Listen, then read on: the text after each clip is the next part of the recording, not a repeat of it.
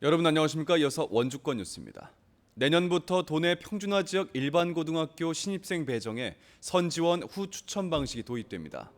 강원도 교육청은 내신 성적으로 일반고 정원만큼 학생을 선발한 뒤 학생이 지망한 2개 학교를 토대로 컴퓨터 추첨을 실시해 학교를 배정한다고 밝혔습니다. 단 일부 학교로의 쏠림 현상을 막기 위해 학교별 정원의 50%까지만 지망 순으로 추첨하고 나머지 50%는 기존대로 원거리 학교 배제 방식이 적용됩니다. 한편 내년 원주 지역의 평준화 모집 인원은 8개 학교 2,380명입니다.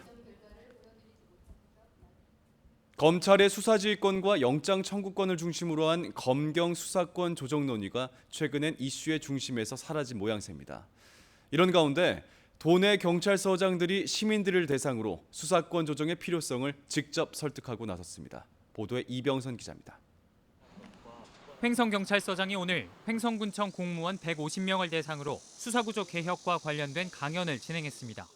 수사구조 개혁이 단순한 수사권 조정이 아니라 일제시대에 잘못 정립된 형사사법체계를 바로 세운다는 의미에서 일제청산이며 견제와 균형이라는 민주주의의 원리를 형사사법 절차에 적용하기 위한 과정이라는 겁니다.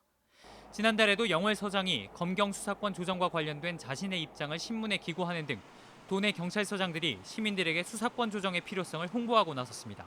이처럼 일선 서장들이 수사권 조정에 목소리를 내는 것은 최근 관련된 논의가 지지부진한 것과 무관하지 않습니다. 문재인 정부는 출범 당시부터 검찰개혁의 필요성을 언급하며 경찰에 힘을 실어주고자 했습니다.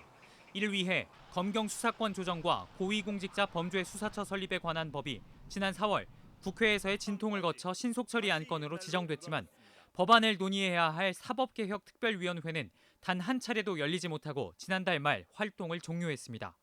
게다가 조국 신임 법무부 장관 후보자의 개인사와 관련된 의혹들이 연이어 나오면서 관련 논의가 뒷전으로 밀렸습니다.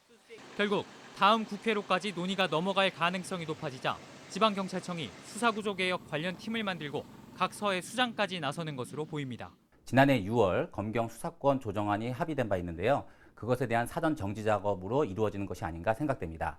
한편 검찰은 수장인 검찰총장이 최근 교체된 상황에서 구체적인 답변을 내놓기는 어렵다며 난색을 표했습니다. MBC 뉴스 이병선입니다. 태백 지역 특수학교에서 장애인 학생 3명을 수년 동안 성폭행한 40대 교사에게 징역 16년의 실형이 확정됐습니다.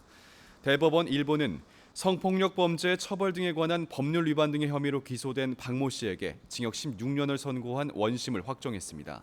박 씨는 지난 2014년부터 지난해 7월까지 지적 장애가 있는 장애 학생 3명을 수차례 성폭행한 혐의로 기소됐습니다. 산업부의 2020년 지역 활력 프로젝트에 도내 2개 사업이 선정됐습니다. 이번에 선정된 도내 2개 사업은 원주 춘천권의 첨단 의료기기 제조업 상용화 기술 실증 사업과 강원 테크노파크 강릉 신소재 사업단의 반도체 세라믹 부품 생산 기반 고도화 사업입니다. 원주 춘천권 사업엔 국비 40억 원과 지방비 17억 원 등 57억 원이, 강릉 신소재 사업단 사업엔 국비 74억 원과 지방비 32억 원 등 모두 106억 원이 지원될 예정입니다. 뉴스를 마칩니다. 고맙습니다.